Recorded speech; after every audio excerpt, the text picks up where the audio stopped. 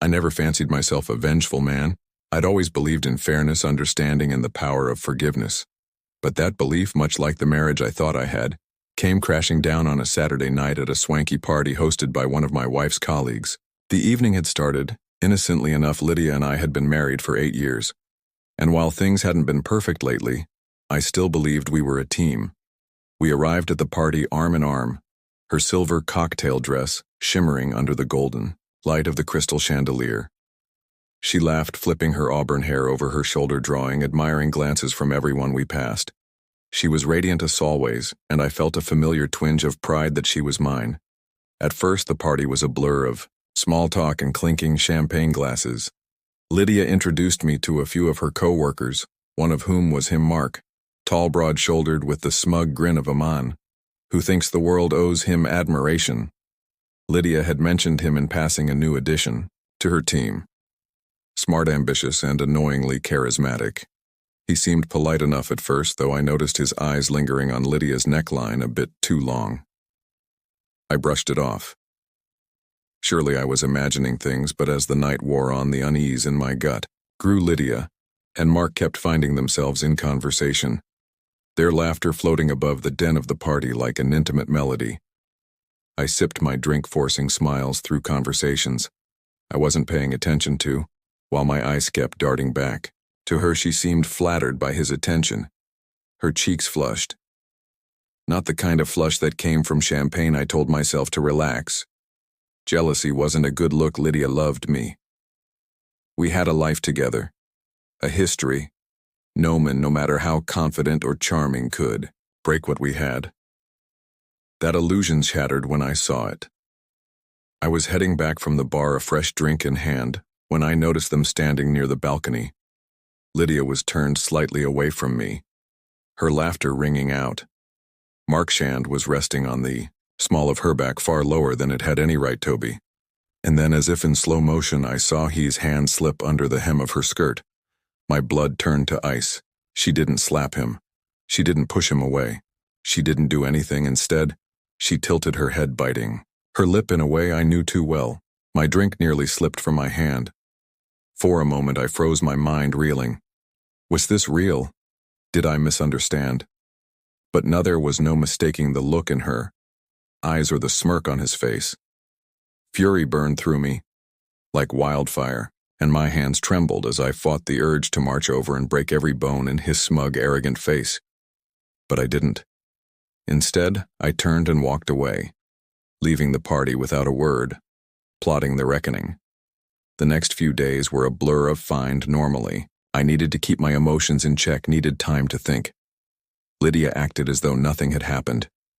Her behavior toward me, unchanged, which only deepened the knife in my chest. I couldn't confront her. Not yet. Confrontation would only lead to lies, deflection, and excuses. I needed proof. I needed leverage. Most importantly, I needed a plan. I began digging. Lydia wasn't as careful as she thought she was. A glance at her phone while she showered revealed a string of flirtatious texts with Mark. It wasn't just one night, it had been going on for months. The betrayal hit me like a freight train, but I swallowed the pain, letting it fuel my resolve. Mark, it turned out, wasn't just a sleazy co-worker. He was also married. His wife, Rebecca, was a reserved but kind woman I had met briefly at a company event. She didn't deserve this any more than I did. I reached out to her anonymously, sharing just enough to pique her suspicion. The enemy of my enemy was about to become my greatest ally. The setup, with Rebecca's help, the plan came together like clockwork. We arranged a dinner party inviting both Lydia and Mark under the pretense of a couple's evening to celebrate some vague accomplishment of hers at work. Lydia, one the wiser, was thrilled at the idea, especially since Mark and his wife would be there. She even asked me to pick out a wine. The irony nearly made me laugh. The night arrived and I played the perfect host, Rebecca, and I exchanged knowing glances, our mutual disgust at the situation binding us in a temporary alliance. Lydia and Mark, oblivious to the storm brewing around them, were all smiles and stolen glances, their arrogance only stoking my determination. Halfway through dinner, I excused myself to grab a special dessert from the kitchen.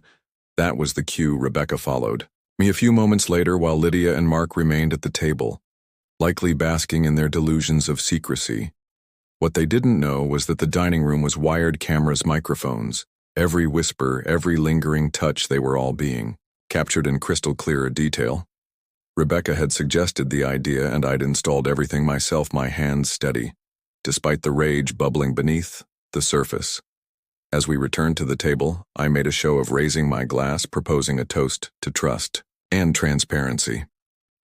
Lydia's smile faltered slightly, but she quickly recovered, raising her glass with the others. Their veal dessert was served, but none of us ate much. The tension in the room was palpable, the air thick with unspoken words. Finally, I set my fork down and leaned back in my chair. There's something I'd like to share. I began, my tone calm but firm. Lydia's eyes darted to mine, a flicker of unease crossing her face.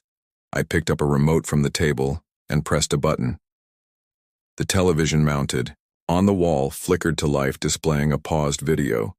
Lydia's face turned pale as she recognized the scene.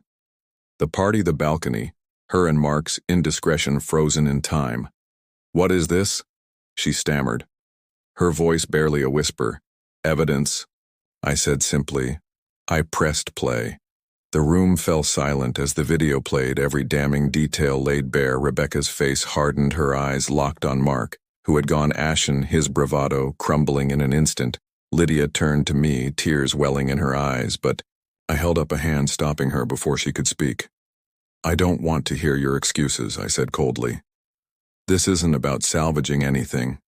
This is about accountability." Rebecca stood her chair, scraping loudly against the floor.